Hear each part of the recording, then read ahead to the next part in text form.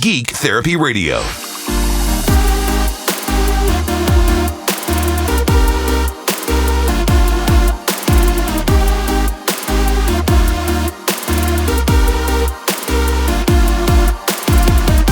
Welcome to the Geek Therapy Radio podcast. I'm your mental curator, Johnny Hemberger. And first and foremost, as we get off the bat here, I'd like to thank my newest patron on Patreon, Francis. Thank you so much for your patronage.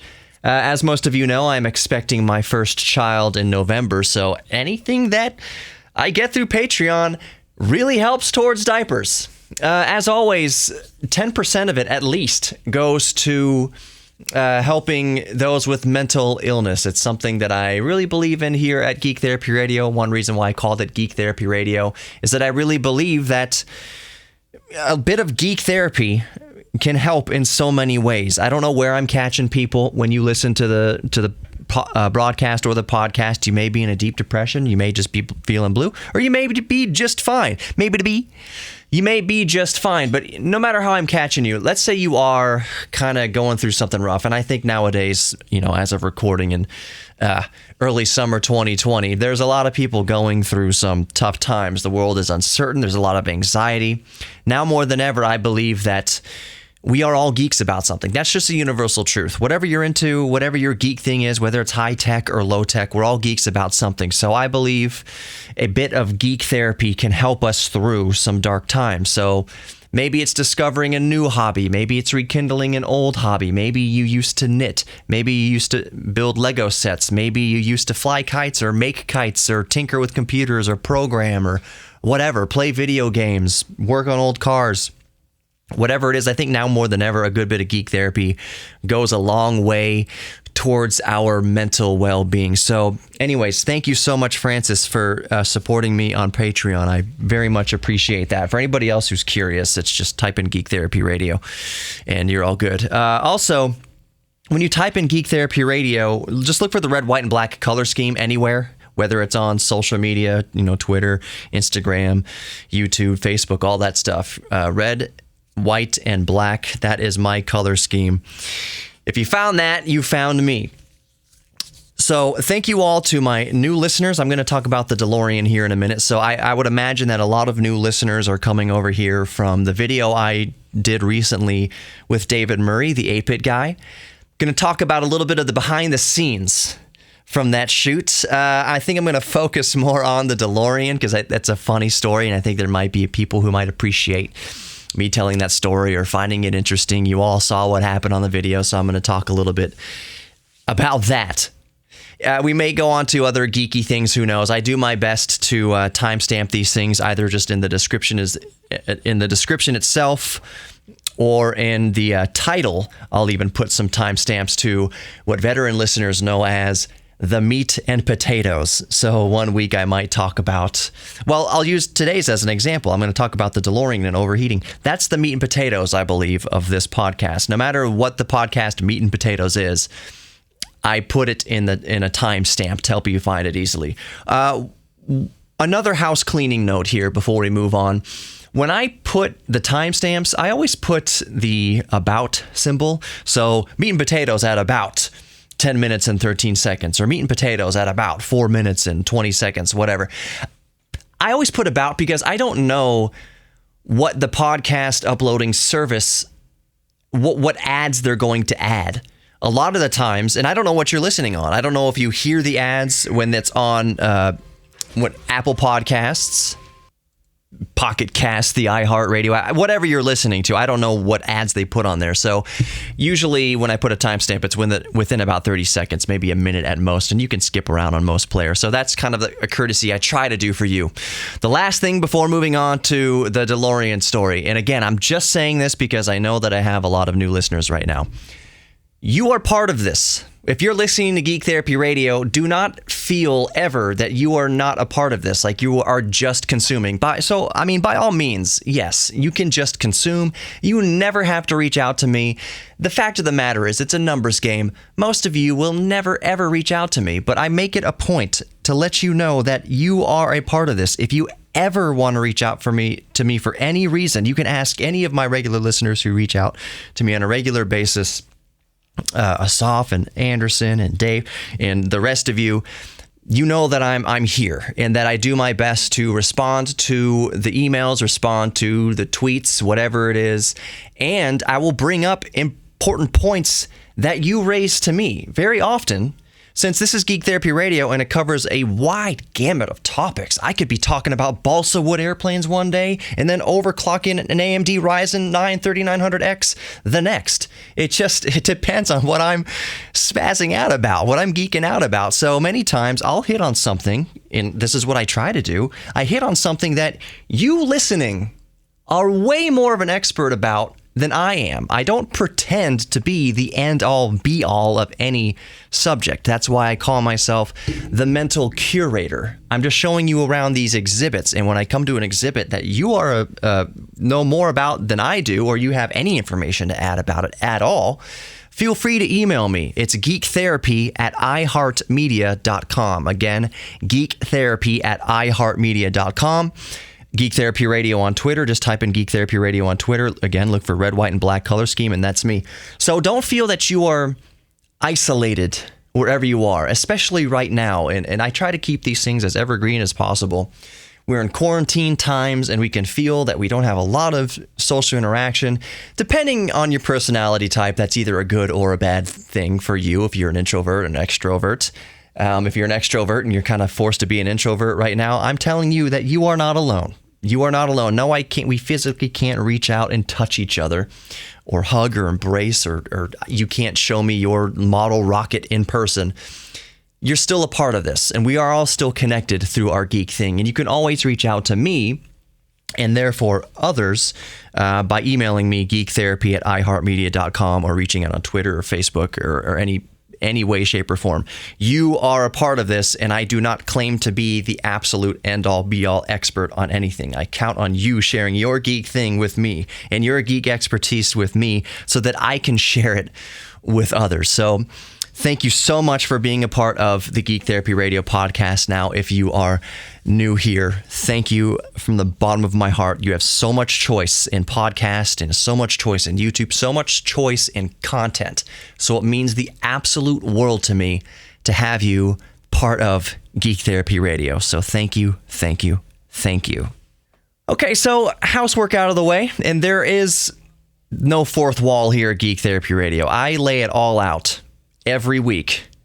I am an open book here. There is no mystery around how I produce the show. I will talk about nitty-gritty things like compression ratios and what microphones I use, and sometimes I'll experiment with a microphone or a compression method, either digital or audio compression, and let you know what I did at the end. Sometimes I'll record entire shows to cassette tape.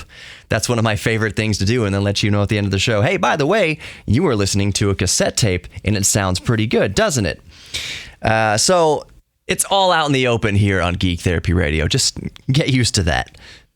Geek Therapy Radio, I try to keep it very conversational. I know you can't respond to me immediately. You can't speak through your headphones or speak through your speakers to me, but we're just conversating. Since I like to let you behind the wall here, there's some good advice I got from radio broadcasters. For those who don't know, first and foremost, Geek Therapy Radio was a broadcast. It still is a broadcast.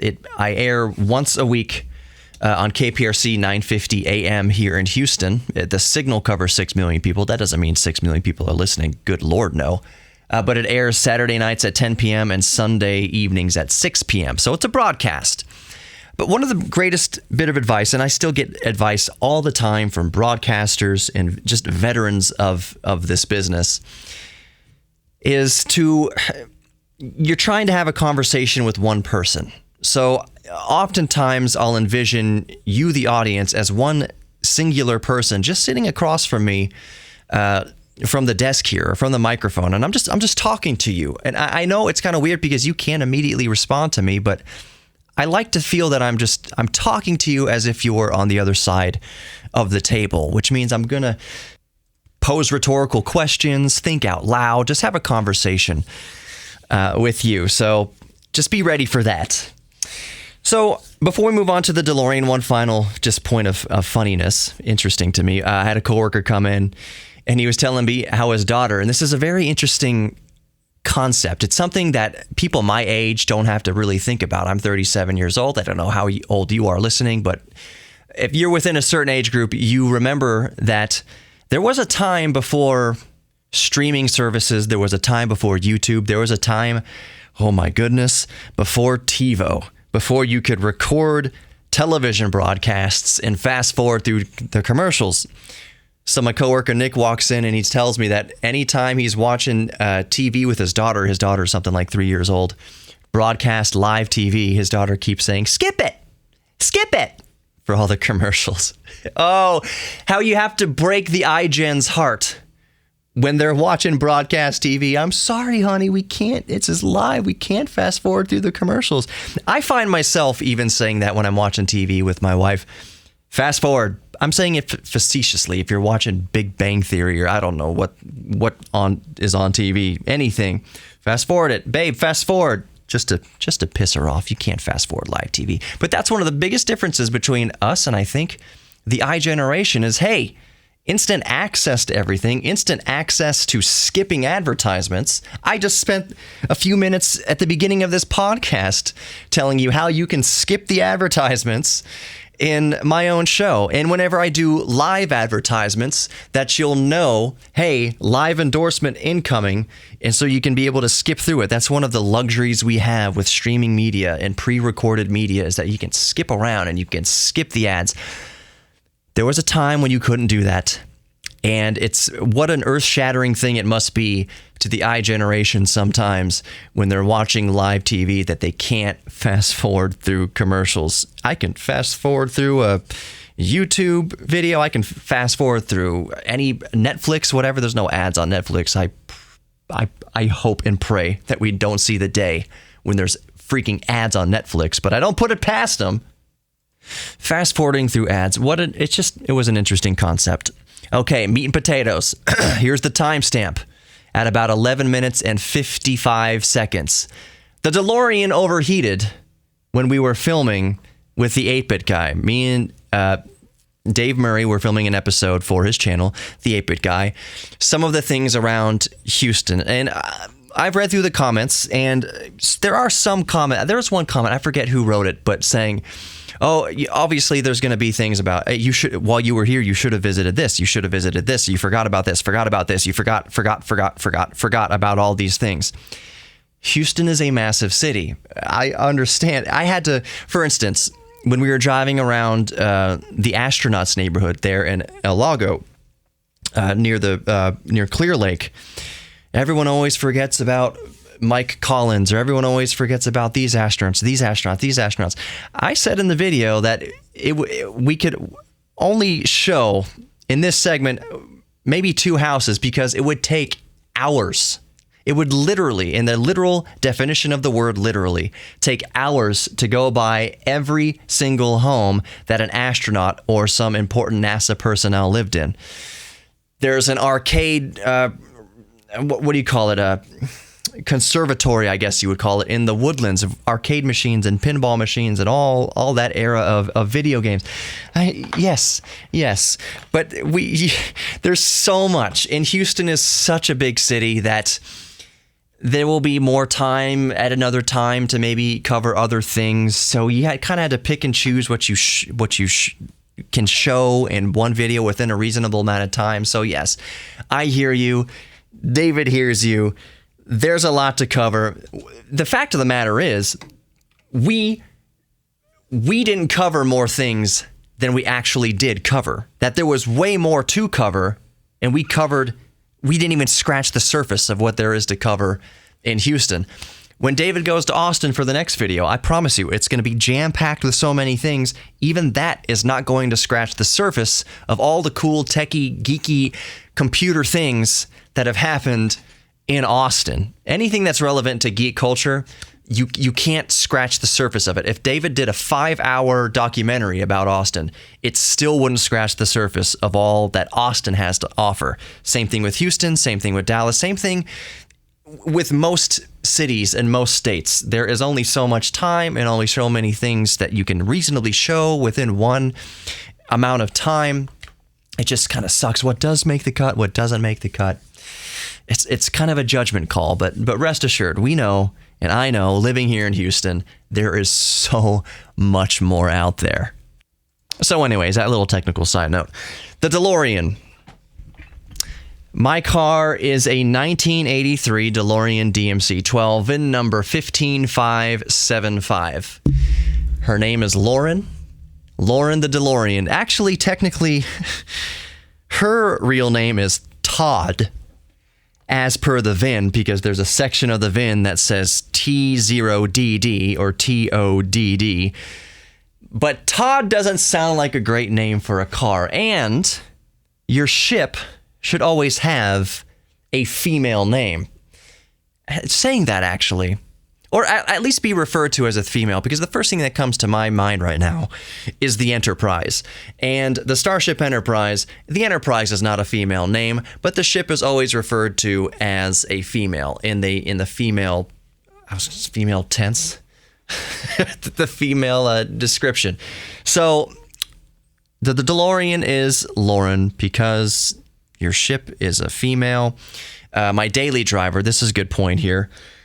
There's other comments in the video saying who drives around the DeLorean in the Texas heat? Who would drive it around and not replace the hoses? Well, I don't drive it around all the time. I've got other daily drivers. Regular listeners of the show know my daily driver, at least for now, is a 2010 Audi S5, and her name is Rowdy. I got her several years ago, used. There's no way I could have afforded her new. Got her used. She is... The main reason I got Rowdy was that she's kind of the last of a dying breed.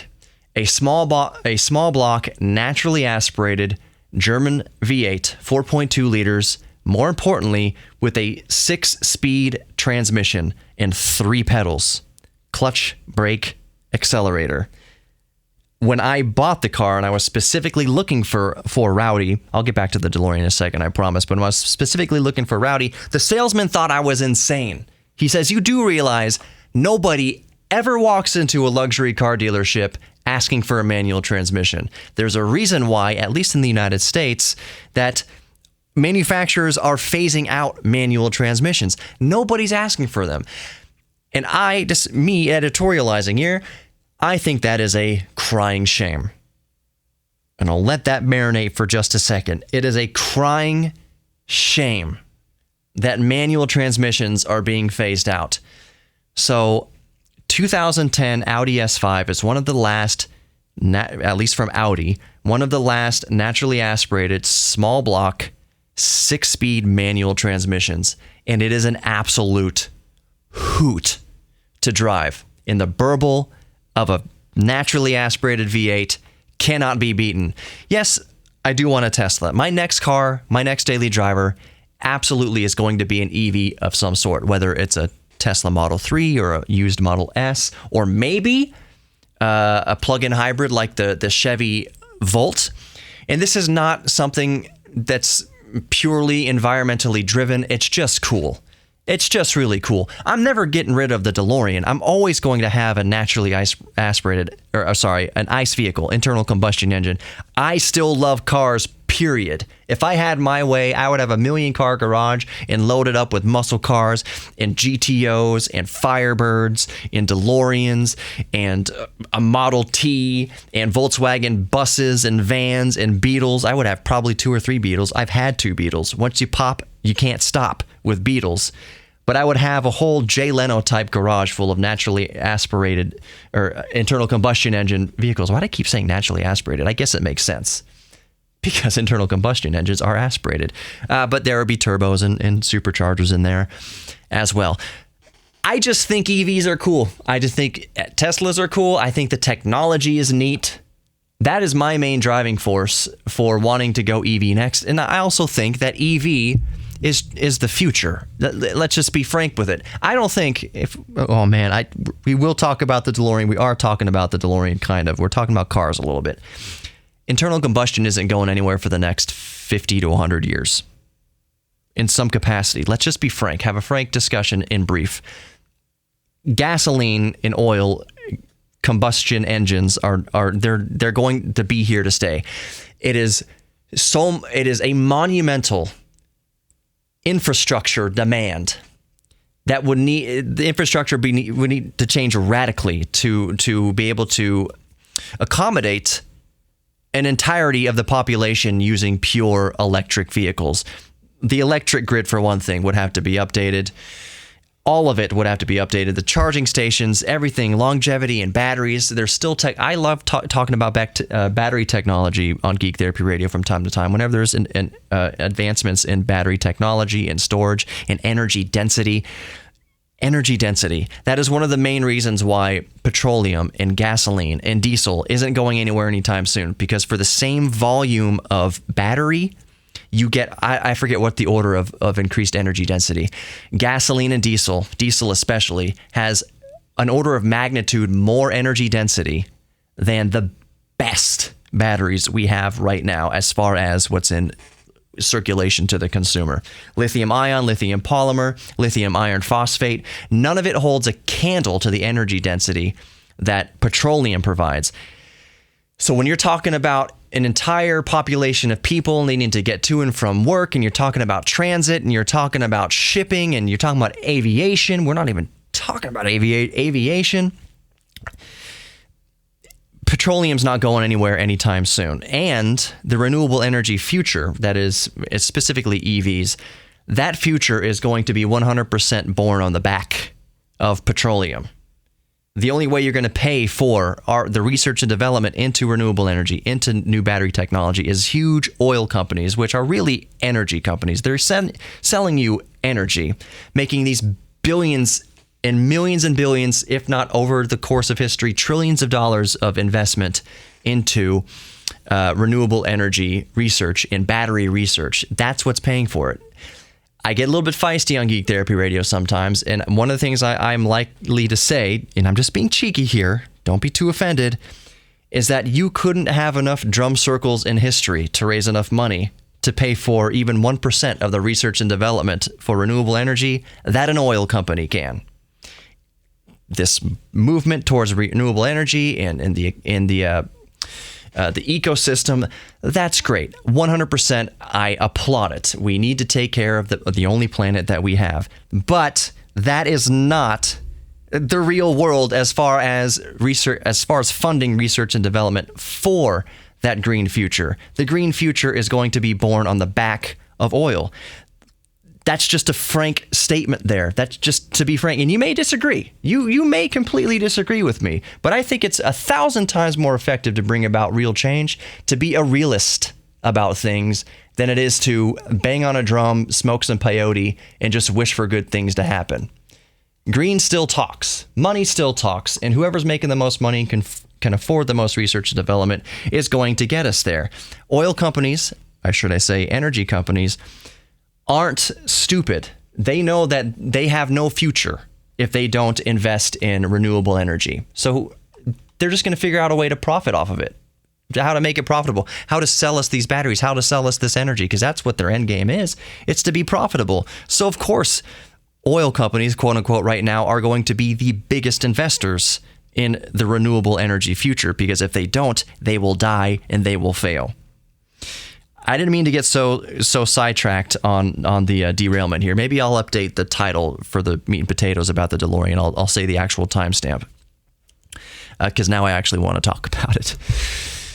In the video, we got into the DeLorean and we were to set off on our way. Now, the more keen-eyed among you, and I didn't catch this, unfortunately. I didn't catch this. The drone shot, I took all the drone footage in that video, especially the downward shot. There was a couple other B-roll drone footage that David got from some stock footage company or something like that. But definitely the DeLorean overhead shot, the NASA overhead shot, all that stuff was me with my DJI Mavic. So when I backed out of the spot, you can see the parking space. You can see that there's a puddle there. It's a rear engine car. That's where the leak was. I didn't catch that when I was first driving, and I just honestly didn't see it. And if I did see it, I probably would have thought, just in my brain space at that time, I probably would have just thought there was probably a car parked here before me, and it was just condensation from their air conditioning system. Happens all the time. It's Houston, AC running. It's humid. It condenses. You see puddles like that in parking spots all the time. So two things must have happened. One or the other must have happened, I should say. I saw that wet spot and didn't think it was mine, or I just flat out didn't see it. And as I recollect, I just think I flat out didn't see it. Either way, that was foretelling of the future. Ironic, isn't it? That the DeLorean would have some problems. Two, we didn't get really good footage of it. I mentioned that Houston traffic was famous.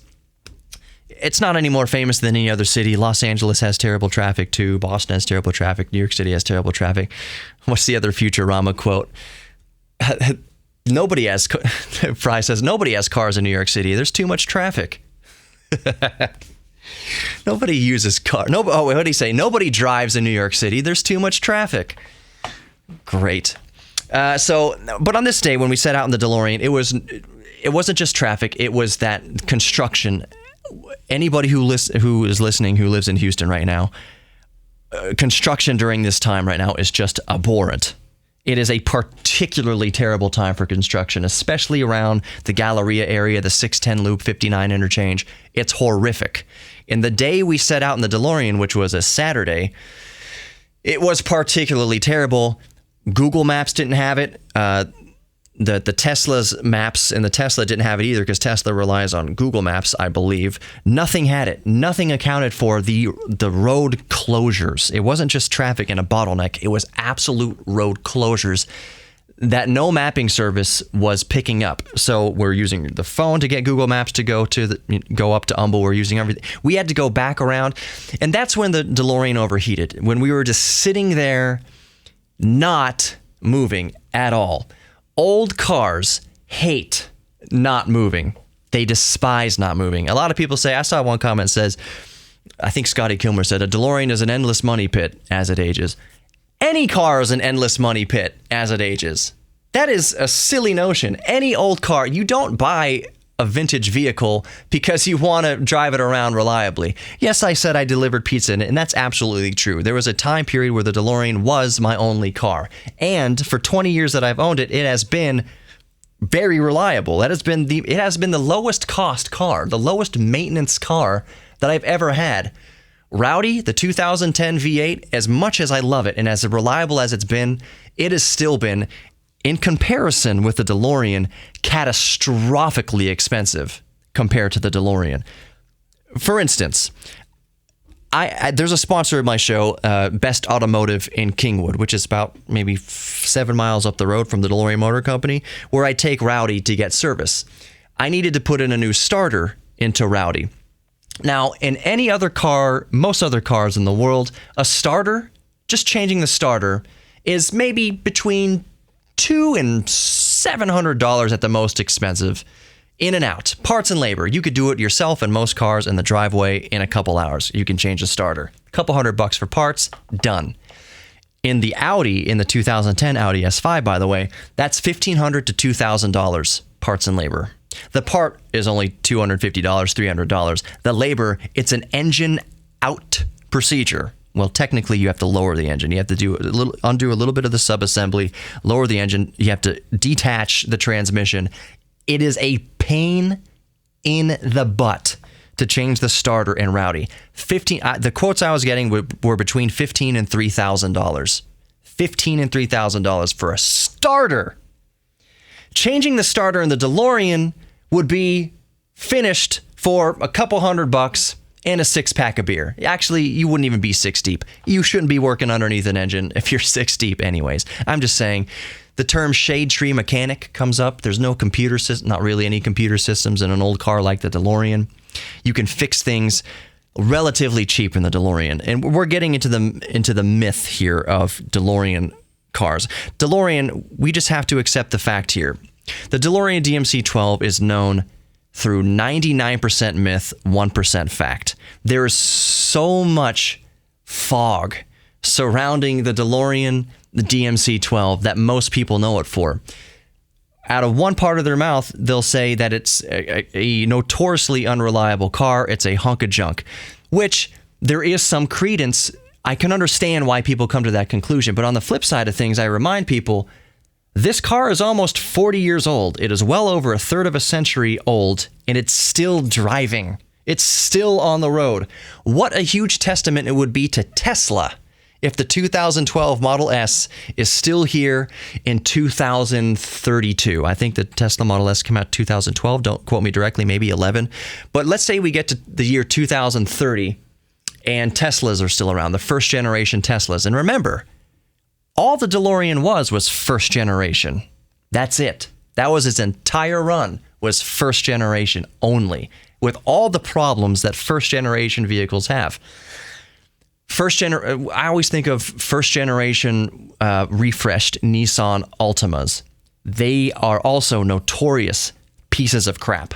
But then they got better because they had the luxury of refreshes and updates. DeLorean never had that. The most major update that the DeLorean got was the alternator. The first alternators in the first batch of cars that were shipped, the famous car that Johnny Carson got trapped inside of, the engine, he broke down on the side of the highway. It's because it had the first batch of inferior, underpowered alternators. So when you're driving down the road and you turn your headlights on, you're losing electricity from the battery. They've later updated that, so it's a bigger, much higher amperage alternator. That wasn't an issue with the next batch of DeLoreans. But first impressions are everything. If you have a big Hollywood actor who has helped fund the DeLorean Motor Company, who has invested in the DeLorean Motor Company, and he's driving around in his first DeLorean and it breaks down in LA, it's page one. They're not going to talk about the next batch of DeLoreans that came out that fixed that issue. No. All the cameras are on you. It's the news of the day. DeLorean was unlucky right out of the gate. The small alternator. The engine also in it was a last second decision. John DeLorean is not an idiot. He knew cars. He created the Pontiac GTO. He was a god among men when it comes to automotive engineers through automotive history. That's just an understatement. John DeLorean was a genius. He single-handedly saved GM from bankruptcy. He started his own car company, realized there's decisions that need to be made. He wanted a Mitsubishi engine he wanted at least 200 horsepower out of the DeLorean, if not closer to 300. Obviously couldn't get it. Had to use the PRV V6, which had been used in millions of cars. The PRV V6 was used up until the early 90s, even in Chrysler vehicles. The PRV, as it stands today, still has the top speed record at Le Mans. It's something like over 250 miles an hour in the straight at Le Mans. Now, I'm not a Le Mans expert. They may have added some chicanes in the straight. They may have made it so you can't reach such high speeds. The track has been altered. We know that. The track at Le Mans has been altered. There's been horrific accidents at Le Mans. But as it stands, it's a different setup. The same PRV engine in the DeLorean has been in other vehicles, including at Le Mans, that has won races. It was the Alpine or the Alpina, Renault, whatever, that won rallies back in the 80s. The engine itself isn't a dog. In its other setups, specifically in its setup in the DeLorean, it was a dog. I describe the PRV engine in the DeLorean a couple ways. One, I describe it as a V6 that sounds like a V8 that goes like a four-cylinder. 130 something odd horsepower in original stock form in the DeLorean. Thank you, early 1980s, late 1970s, EPA strangled the motor. That motor, sorry for my international listeners, that engine, because technically motor refers to an electrical motor. The engine in the PRV V6 easily puts out over 200 horsepower. You slap a turbo on a PRV V6, you're pushing around 250 or so. So you let the engine breathe. Let's just talk natural aspiration. You let the engine breathe a little bit better. You have a high flow catalytic converter, a higher flow exhaust. You put different cams in there, a couple other little tiny things. Really, it's nothing major. You get up to 197, around about 200 horsepower out of that stock engine. And I've been in DeLoreans that are around 200 horsepower with those modifications. It is an entirely different car. It is entirely different. It is what John DeLorean wanted. There's a lot of purists, DeLorean purists, that think, oh, unmodified. It wanted to keep it at 130 horsepower. Don't change it at all from what its stock form was. I disagree with that sentiment because that's not even what John DeLorean wanted. The engine decisions that went into the PRV V6 vexed John DeLorean horribly. He was so unbelievably pissed that they had to go with that engine setup. John DeLorean, the creator of the DeLorean motor car, wanted more horsepower. So I am all for modest revisions to the car to keep it stock, but bring up the horsepower. You can keep the VR6, that's Volkswagen. You can keep the PRV V6 in the DeLorean, bring it up to the 200, maybe 250 horsepower that John DeLorean originally envisioned. Perfect. That's what it should be. Upgrade the suspension, put better coils on there, better shocks on there, lower the ride height. That's the other thing that happened to the DeLorean, is they raised the bumper height to meet U.S. regulations of the time. As far as emissions goes, the few Europe-bound DeLoreans put out around 160, 170 horsepower because at the time, Europe had less restrictive emissions requirements. As you can tell, as I'm talking about the DeLorean, there is so much surrounding that car. So much myth, there's so much meat on those bones of history. We're not even talking about how it was built in Belfast, Ireland, the Irish struggle that was going on, Molotov cocktails being thrown over the DeLorean factory fences, Protestant and Catholic factory workers coming together and working in harmony instead of being at war with each other.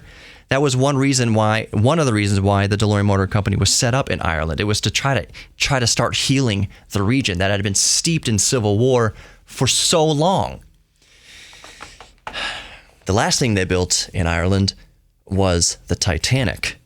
The DeLorean and the Titanic suffered similar fates. But all I'm getting at is there's so much history with the DeLorean. Some people like to say the DeLorean is only famous for Back to the Future. Well, yes and no. Back to the Future cemented the DeLorean as a icon, as a movie star. The car's history itself, it's not like car aficionados today would forget about the DeLorean. There's so much more to the DeLorean story that is so much sexier and so much more scandalous and so much more eye-opening than any of the myths surrounding the car. It's the history, the actual real history of the DeLorean is fascinating. Not just John DeLorean the man, the car, everything, the history, the part of the world history, Margaret Thatcher, the British government, everything. There's so much surrounding it. Cocaine deals, entrapment, FBI stings, FBI entrapment. For those who don't know, John DeLorean was never found guilty of anything. They found that the FBI had entrapped John DeLorean, and all the evidence is there that absolutely was a clear-cut case. The jury didn't have to deliberate for very long at all. John DeLorean was acquitted of all charges. The FBI botched an entrapment. It is well documented. And I'm not saying that John DeLorean was a freaking saint or an angel. I'm just saying none of the charges brought to John DeLorean held any water. And it was proven easily in court that it was purely in case of entrapment. John DeLorean never trafficked cocaine.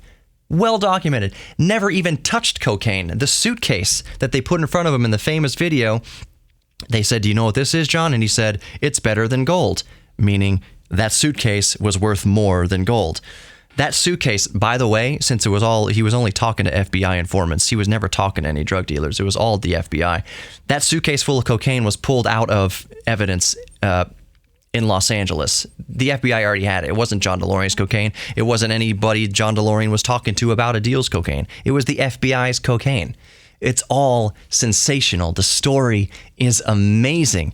So to say that the DeLorean is only famous because of the movie, the history is remarkable in itself, even without the movie. Another thing I hear all the time is that John DeLorean used the car to traffic cocaine. So, all right, let's talk about that for a second. Let's think about that. You're a drug dealer, and you need to move your cocaine from South America to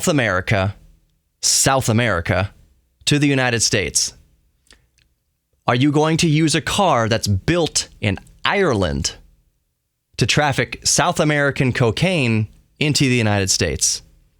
The answer is no, and the reason is you're trying to take a path of least resistance to traffic drugs. No part of the DeLorean motor car had anything to do with South America. There weren't coolant hoses built in South America. There weren't little engine parts built in South America, not to my knowledge anyways. Nothing was built in South America. No part of the that's what I'm saying here. No part of the manufacturing process took place in South America. So why would you take a path of more resistance and more ports and more security checks and more scrutiny to ship cocaine from South America, literally ship it from South America to the outskirts of Europe, Northern Ireland, to the British Isles, and then back on a ship again through many other ports to the United States to get your product into the country? Doesn't make sense. But it's part of the joke that the DeLorean motor car was used to traffic cocaine. The joke was to check the glove compartment for your refund, meaning there's cocaine in the glove compartment. That said, I have no doubts in the freaking world that a lot of cocaine has spent time in DeLoreans in the 80s. A lot of cocaine has spent time in Lamborghinis and Ferrari Testarossas. Cocaine in sports cars in the 80s, let me tell you. It's almost like more cocaine. Let's say that cocaine was shipped in DeLoreans, that the DeLorean motor car left the factory in Ireland, and one of the workers put a bag of cocaine in it, put it on a ship, and brought it over to the United States. I bet you more cocaine, even if that was the case, I bet you more cocaine would have passed through a DeLorean just stateside, just from Wall Street bankers and different engineers and different highfalutin financial types just doing rails off of the flat hood or off the flat console or off of whatever or whoever's whatever inside the DeLorean. There's been cocaine in DeLoreans, don't get me wrong, but John DeLorean didn't put it there. He didn't facilitate any trafficking. None of it in any universe makes sense that it could be a feasible possibility. Ask a drug dealer. I can't have a drug dealer on the show, but if you have some sort of drug lord in South America, it would be funny to interview. Would you ship cocaine to Europe, or the British Isles at least, and then over to the United States? I guarantee you he would say, "Are you insane? That makes no sense. Are you kidding me? It's a longer path. It's more cops. It's more DEA. It's more scrutiny. It is more conspicuous. None of it makes sense. It's extra cost. It's more overhead. It does not make sense to traffic cocaine across the world to one part of the world, at least with DeLorean Motor Company. Doesn't make sense. It wouldn't be their first choice, let's just say. First choice is, let's just get it. Let's just get it as the crow flies, as easy as possible to the customer from where we manufacture it. Anyways, that's that. So that's not that. There's so much more to that story. There's so much more to the history. But let's talk about the mechanicals. Oh my gosh. I love talking about the DeLorean. So, think about the car. The car is an engine in the back. For those of you who don't know, the engine is in the back, and the radiator is way up front. Several feet away, 10 feet away, whatever the actual distance is. There's a lot of plumbing in between the radiator, what's actually cooling the engine, and the actual engine way in the back. Rear engine Porsches solved this with air cooling. So did old Volkswagen Beetles. They're just air-cooled engines. The DeLorean didn't obviously use an air-cooled engine. It has just aerodynamics of it all didn't make sense. So you have a radiator up front, and then several yards actually altogether, several yards of coolant piping, versus in a front engine car with a radiator right in front there, you have maybe a few feet of actual hoses and cooling solution. DeLorean, you have yards and yards and yards of coolant and pipes and hoses. It's a lot of plumbing. That is to say that there's a lot to go wrong with. There's a lot of points of failure. That's a more accurate way to put it. There's more links in the fence, and there's more opportunity for a weak link. Now, I will admit that the coolant hoses in my car are 40 years old. Well, I'm working on it right now, obviously. The issue has come up, so I'm working on it. So I was happy in a way that the problem manifested itself in the way that it obviously manifested itself in the 8-Bit Guy's video. It's kind of like, well, where is he bleeding from? Have a patient on the table. It's probably this big jugular on his neck that's spurting blood. Sorry to be so graphic, but that's pretty much what it was with the DeLorean. Oh, the coolant is shooting out catastrophically right there from this rubber hose. That rubber hose costs, I forget what it is, between $4 and $6, less than $10. All in to fix it, I am less than $10 out, including the cold beer that I will have with me while I fix it. I've already removed that offending hose, by the way, and I'm making a video documenting the repair. So that hose had a fissure that just really bad timing, filming with the 8-Bit Guy, sitting there in standstill traffic because of due to road construction. That fissure decided, okay, I'm going to make my grand entrance. I'm going to make myself known now. So it had a catastrophic failure. In my experience with old cars, old water-cooled cars, once you're moving down the road, if there's coolant being circulated and the water pump's working fine, you don't have any problems with overheating. The natural just airflow as you're cruising down the highway going 55, 60, 70 miles an hour, what have you, just the airflow through the radiator is enough to cool the engine just fine, even if the fans fail. So the first thing that really stuck out to me when I noticed a problem, we were sitting there in the traffic, and believe me, anybody who has an old car, you're looking at the temperature gauge more than you're looking at the speedometer. You're always looking at the temperature gauge in an old car. You're also looking at oil pressure, but oil pressure in the DeLorean is good. You're looking at that temperature gauge. I'm looking at the temperature gauge, and I'm listening to the fans kick on and off regularly. I put a new Otterstat in there. It's just a temperature sensor in the coolant hose that comes on at a lower temperature. By default, I forget what it's supposed to come on, 195 degrees Celsius or something like, or Fahrenheit, whatever it is.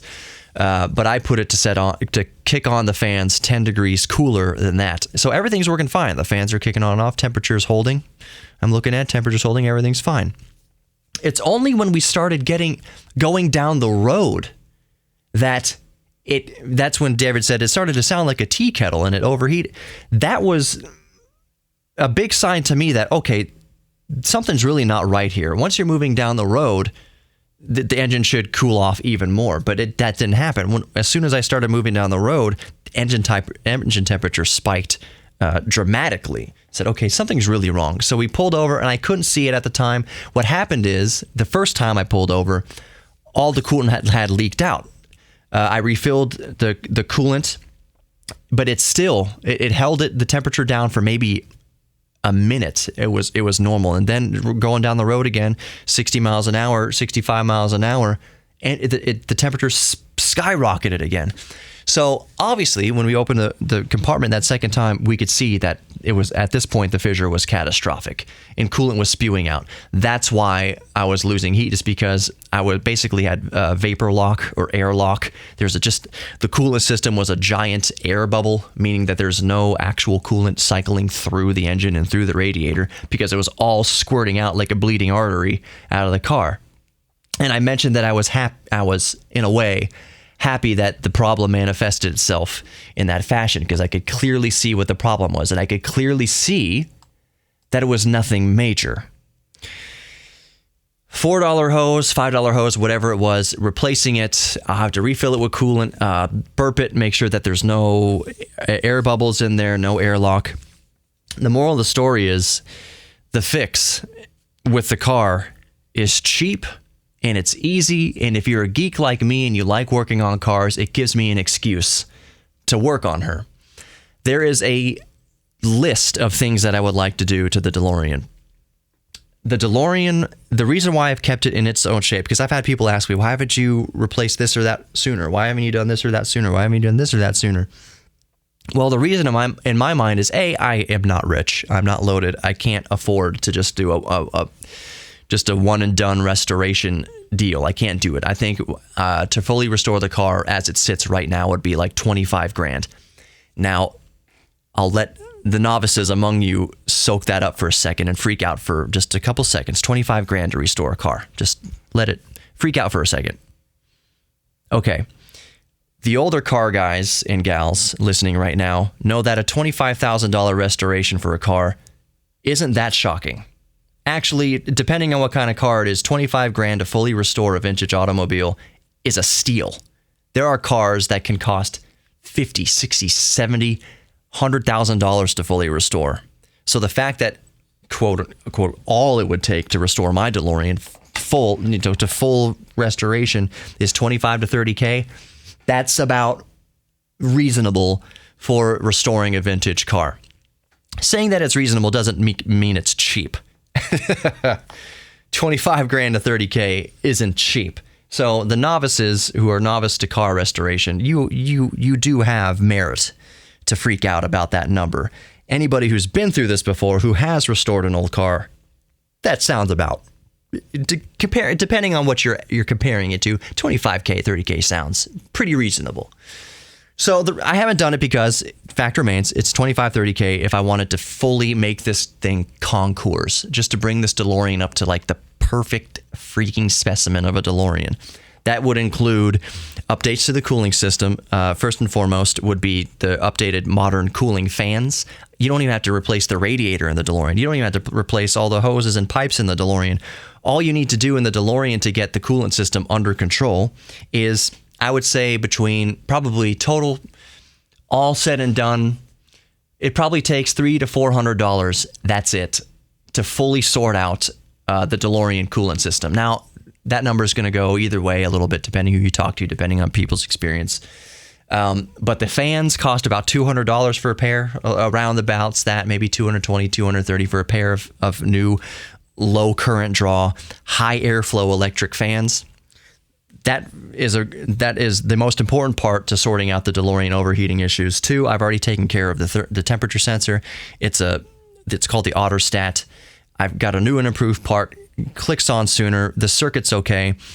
It's not going to blow the fuse anymore, especially when you put on low power draw fans on there. It's not going to mess with the electricals. So the cooling is easily sorted out. So I'm on my way down that path. The reason why I haven't fully updated the car in its entirety, like I said, isn't just because the price. It's also because, and maybe this is a justification, but the more time goes on, the more I do appreciate this fact, is that a classic car is only 100% original once. Yes, the coolant hoses in that car are 40 years old. Yes, the car's from 83. That's technically 37, 38 years old, about coming up here in 2021. The hoses had to be manufactured within a couple years before that to be ready to be put on the cars, and the hoses are nothing special. Nothing special about the hoses. So the hoses have been manufactured around about 40 years ago, if not longer than that. I haven't replaced a whole lot of stuff on it. You saw that the seats are kind of tore up. Maybe you didn't. Maybe you didn't pan down to see that what David was sitting on. The leather is kind of ripped up. They're not in great. The upholstery isn't in 100% great shape. The binnacle or however you want to pronounce it, the instrument cluster, the leather on top of that is cracking. It's been in the Texas heat it's probably, before I bought it, I generally have kept it garaged in the 20 years that I've owned it. But before then, who knows what the previous owner did up until the year 2000, may have had it just sitting and baking. This parking lot, the place I bought it from had it sitting out on the lot, just baking in the Texas sun for God knows how long before I showed up. All I'm saying is there's cracks. There is some wear and tear here and there. Some of the side markers are a little bit cracked. The stainless steel is in really good shape. I mean, that is one reason why he went with stainless steel body panels. Note what I said there. Stainless steel body panels. The body of the car is fiberglass or vacuum formed, whatever. It's not purest fiberglass. But regardless, the body of it is not stainless steel. Those are only panels that go over. It's like an exoskeleton that goes over the actual body of the car. The idea was you get to a fender bender, you literally just with a few bolts pop off the fender and pop on a new fender, and you're out the door. They could ship the fender to your house. The other part of stainless steel is 304. Is it 304 stainless steel? 340 stainless steel? I want to say it's 304. If I was betting on who wants to be a millionaire, I'd say it's 304 SS 304 or 304 SS stainless steel. I can clean tree sap off of it with gasoline. It's stainless steel. It doesn't stain. So it still looks the same as it did when it rolled off the factory back in the early 1980s. Stainless steel looks great. But there are parts about the car, the louvers have a crack in it. Seats are the condition that the seats are in. Binnacle is in the condition that it's in. Everything is in the condition it's in. Because my main focus has been just keeping it on the road. So what I have invested in are new brakes because I want it to stop. Or I benched the brakes. They're not like updated brakes. The brake lines are stainless steel braided brake lines now. So I had all the calipers and everything benched and cleaned and back in perfect working order because I want this car to stop. The other thing I invested in was the fuel system. I had the fuel system cleaned. I had the new fuel pump put in. So I wanted to make sure it starts every time and it stops every time. All the cosmetic stuff and little issues that arise here and there, I deal with as we go. And a lot of it is stuff that I have worked on myself because it comes from an era of automobile that the end user could work on it themselves. You can change the oil yourself. It takes normal oil filter. Everything about the car is just normal car parts. Some people wonder, oh man, if the doors get droopy, it must cost thousands of dollars to get those doors fixed. It cost me $25 in a trip to O'Reilly's or AutoZone or any auto parts store. The same gas struts that are in the hood of your car or the trunk of your car, the bonnet of your car, or the boot of your car, to cover all my bases here, those same pressurized gas struts are available anywhere. It's the same. The DeLorean uses the exact same gas struts. Those are dime a dozen parts. If both doors get saggy, it costs me between $50 and $60 to have the doors go pop right back up again. I do use special struts, though. I get them from a DeLorean supplier that has a little bit of a slowdown at the top of its arc, where it goes fast for most of it, and then the last little 5% of the swing, it grabs and slows down so that the doors don't just go up, bounce, bounce, bounce, bounce, bounce, bounce, bounce, that they go up, and they stop. It looks really cool. And it's also just to protect the doors. You don't want it bouncing and whatever. I could use any old gas struts on there. The struts that it came with, the gas struts that it came with from the factory weren't any of these Lift-O-Matic struts that the DeLorean guys use. They just went to the top and bounced. We used an improved part in there. It costs no more than any regular gas strut. Point I'm saying is, if I need to fix the door, I go to O'Reilly's. Done. Down the street, half mile from my house. There's so much myth about this car. Oil canister, or the oil filter, get that anywhere. The oil, I put 20W50 in it. 20W50. It is absolute sludge that I put into that engine. And that's what's recommended. The tolerances of the DeLorean, of the PRV V6, especially in the DeLorean setup, aren't that tight. The compression ratio ain't that great. The oil I put into the Audi, the 2010 Audi, is 0W40. The tolerances are that tight in that modern engine. I could put Crisco in the DeLorean and it would be just fine and smell like French fries, probably. I don't recommend doing that. I'm just saying it's an old donkey of an engine. You put regular unleaded gas in there. You don't put premium. You don't even put mid-grade. It takes regular unleaded gas. There's nothing fancy about it. The amount of times people walk up to me at a gas station and say, oh, it's a helicopter engine in there, isn't it? You got to use avgas in that. No, it's just a car. It's just an engine. Meaning, back to what I was saying is, I can work on it myself in my garage holding a beer. 90% of what you can do to a DeLorean, anybody who knows how to hold a wrench can fix themselves. And that's part of the joy of what a lot of people get out of vintage cars, is that you know that you can work on it yourself. Part of this comment, and I'll start wrapping up here. We're getting an hour long. I hope you're enjoying it. I mean, hope you're enthralled with the conversation. But part of the enjoyment of having a classic car is that we know we can work on it ourselves. When some people say that old cars or specifically DeLoreans are money pits. That really depends on how good you are with a wrench. If you have no idea how to work on cars and you buy an old car, you will have to put another mortgage on your house. The average person. It will cost you that much money to maintain an old car, any old car. If you have an old first generation 1970 whatever or 60s, I don't know when it first came out, original Honda Civic from Japan. It's old, 40, 50 years old. That's going to be just as much of a money pit as a DeLorean would be. Parts for the DeLorean are not exorbitantly expensive. What do you think that hose cost? I said it cost about $5. People would think there's something fancy about it. It was made out of cocaine and that hose would cost $2,000. Nope, it's just a normal hose. 90% of the parts on the DeLorean are interchangeable with old Volvos and Peugeots from the engine. PRV V6, Peugeot, Renault, Volvo. Those are the three car companies that came together and used that engine. Even Chrysler used the engine later on. PRV V6, Peugeot, Renault, Volvo. Parts are interchangeable. The front struts, and this is no good boating for the DeLorean, came off of a Ford Pinto. So they're interchangeable. It is not expensive to maintain a DeLorean, depending on how well you know how to work on cars. Because with any car, it's not the parts, it's the labor. If you can do the labor yourself, you're going to save a good 90% or more of what it costs to maintain a vehicle. Remember the Audi I said I just changed the starter. It's a $220, $250 Bosch or whatever starter. But the job was going to cost $1,500 to $3,000 just in labor, just to get to access to that part in the engine.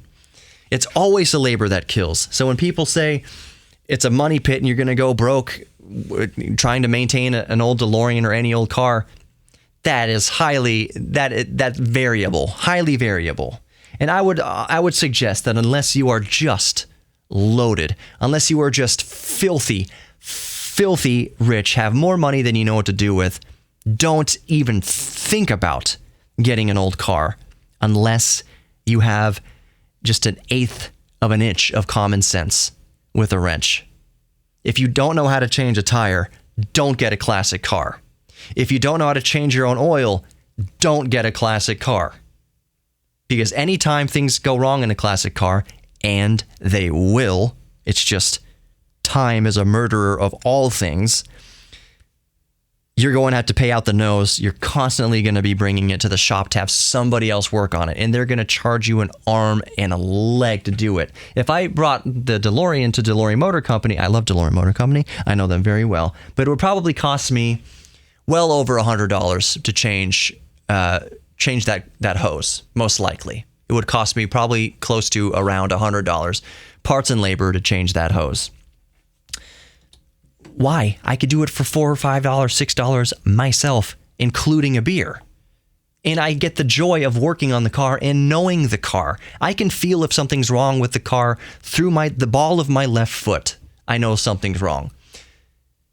Now, I couldn't feel the coolant leak in the ball of my left foot when we were filming, but the engine was running fine. Everything's fine. The engine is still running fine. The linkage in the transmission, everything's steering wheel, everything feels normal.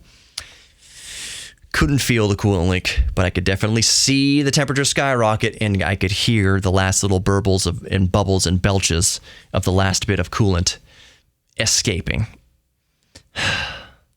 But I'm glad it wasn't anything serious. A fissure in a coolant hose isn't anything serious. It's going to take no time to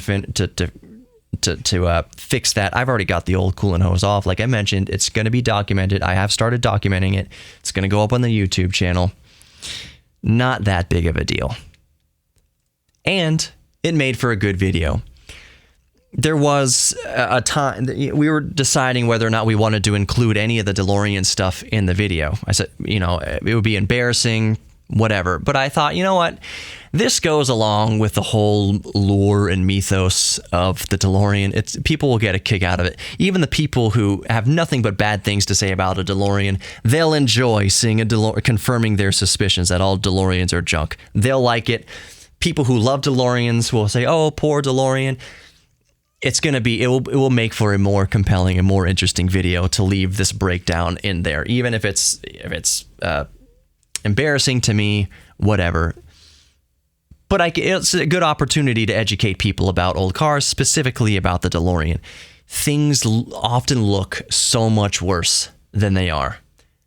An overheating DeLorean spewing green coolant like a burst artery in a war zone. It's just a $4 hose.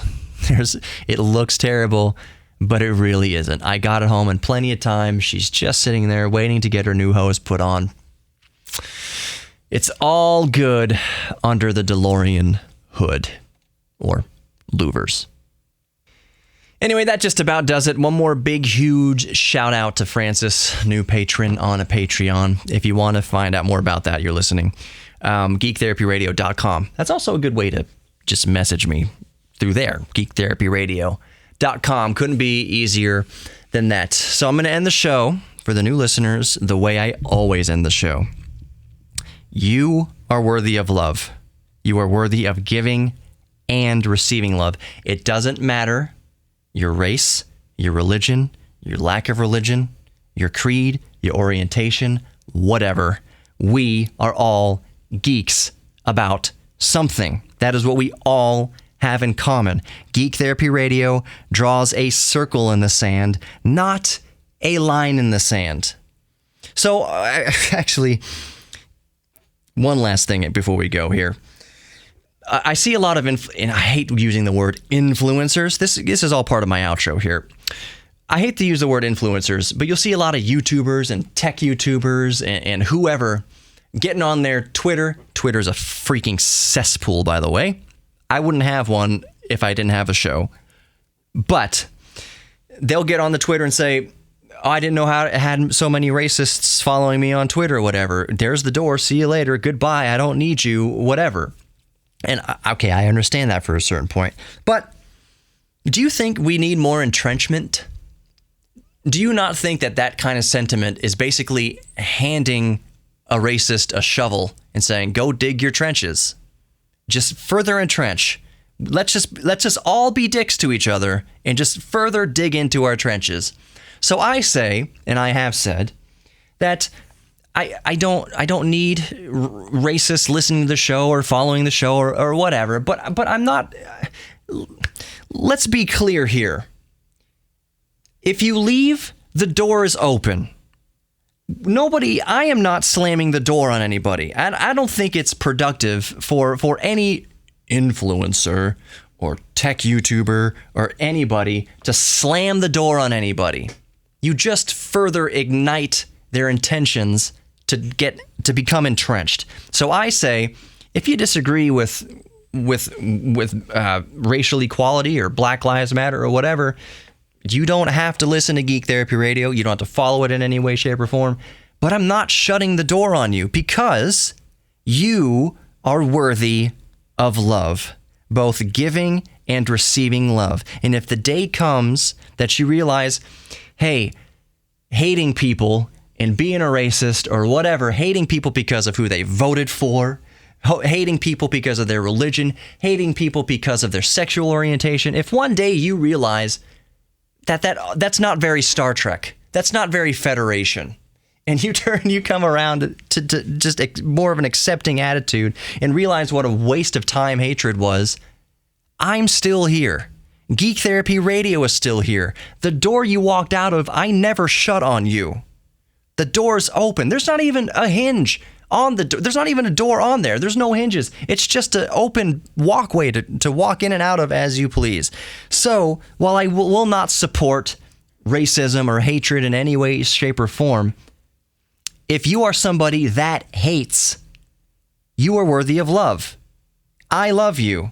You are worthy of your own self-respect. You are worthy of giving and receiving love, even if your heart is filled with hate. I don't think that the way to heal a hateful heart is with more hatred and exclusion. Period. The only way this is going to work is with love. And I know this sounds very hippy-dippy of me. I don't care. This is just a realization.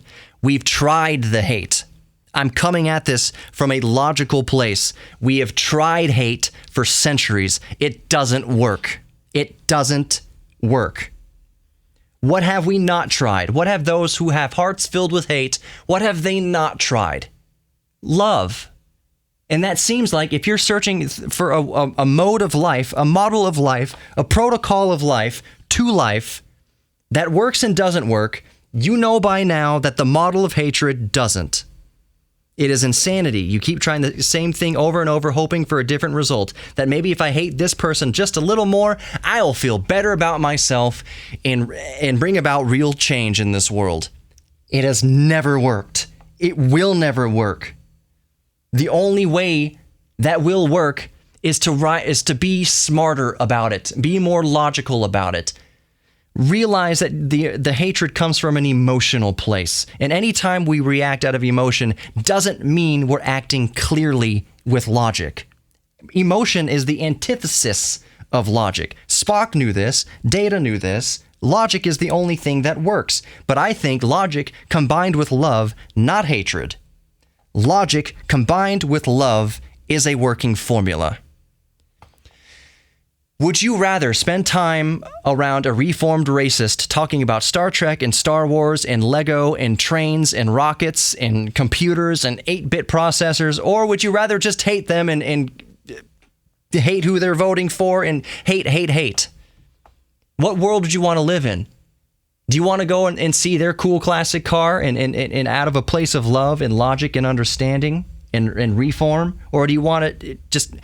Oh, I see they have a sweet 69 Camaro in there, but they voted for Donald Trump. I don't want to go over there.